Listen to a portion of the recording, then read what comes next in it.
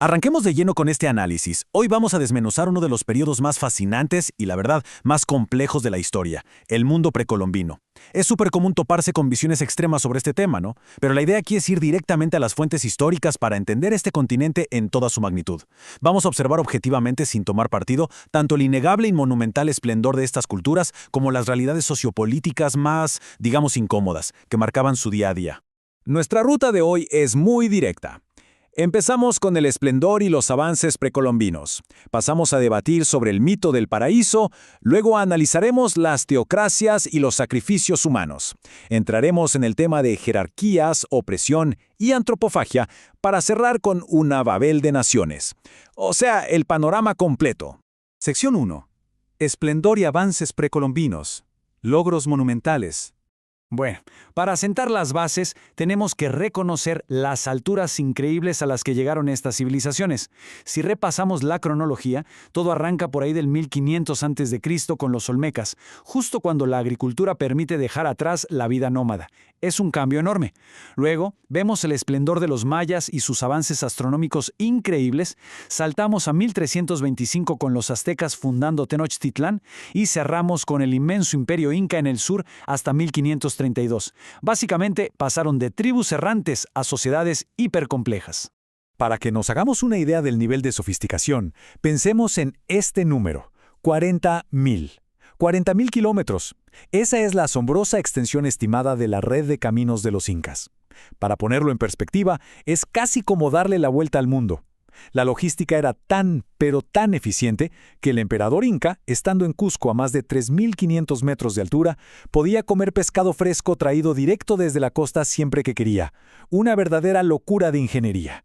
Y claro, estos imperios no surgieron por arte de magia. Se sostuvieron sobre una agricultura súper avanzada que alimentaba estas metrópolis enormes. Pensemos en Tenochtitlán con sus redes comerciales y esos mercados que literalmente dejaban con la boca abierta a los extranjeros. Levantaron pirámides truncadas colosales, desarrollaron sistemas matemáticos avanzadísimos, en fin, lograron una capacidad de organización estatal centralizada absolutamente formidable. Sección 2. El debate del paraíso. ¿Mito o realidad histórica? Ahora bien, frente a toda esta majestuosidad, surge un debate historiográfico que le da un giro interesante a las cosas. Por mucho tiempo nos han vendido la idea del mito del Edén, ¿verdad? Esa visión romántica de que antes de 1492 todo era paz, armonía y pueblos angelicales. Sin embargo, cuando analizamos las fuentes de forma objetiva, la realidad histórica nos golpea con algo muy distinto. Encontramos naciones opresoras, estados de guerra permanente y asimilación forzada de otras etnias. Alguien que lo expone con total claridad es el investigador Marcelo Gullo. Él plantea que detrás de todas esas maravillas arquitectónicas, la organización de imperios como el azteca o el inca no tenía nada de idílica. Al contrario, operaba como una maquinaria imperial implacable, donde muchísimos pueblos menores vivían literalmente sojuzgados y explotados por estos sistemas centrales. O sea, el dominio era total y asfixiante. Sección 3. Teocracias y sacrificios humanos. El costo del imperio. Para sostener semejantes maquinarias imperiales sobre tantas poblaciones, las clases dominantes necesitaban mecanismos de control brutales. Fijémonos en este número, 371.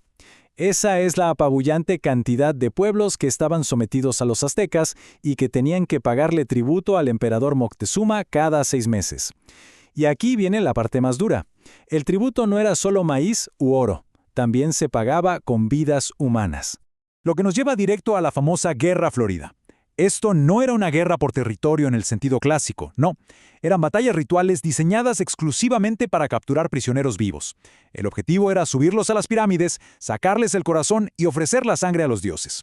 Las fuentes documentan cosas estremecedoras, como el sacrificio recurrente de niños porque se creía que sus lágrimas traían las lluvias.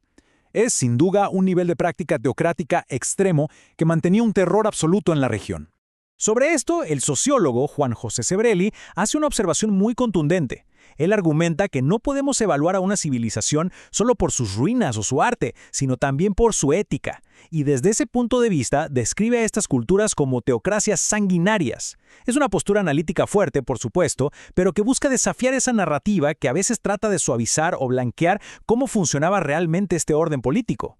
Sección 4. Jerarquías, opresión y antropofagia. Prácticas y tabúes. Bueno, sigamos profundizando y entremos en esos temas que a veces se tratan como un tabú. Si comparamos cómo manejaban distintas culturas la antropofagia o el canibalismo ritual, vemos contrastes enormes. Los mexicas y los caribes, por ejemplo, lo practicaban abiertamente. De hecho, platillos como el pozole tienen sus raíces en estas ceremonias. Pero, y esto es clave, los incas tenían una postura radicalmente distinta.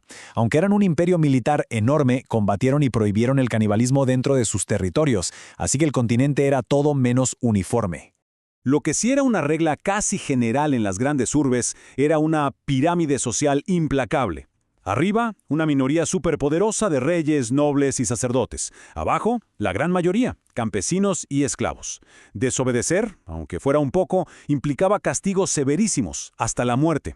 Y las fuentes muestran una realidad muy cruda, sobre todo para las mujeres de las tribus derrotadas, que pasaban a ser vistas como botín de guerra y en los estratos más bajos eran sometidas a sistemas de prostitución forzada.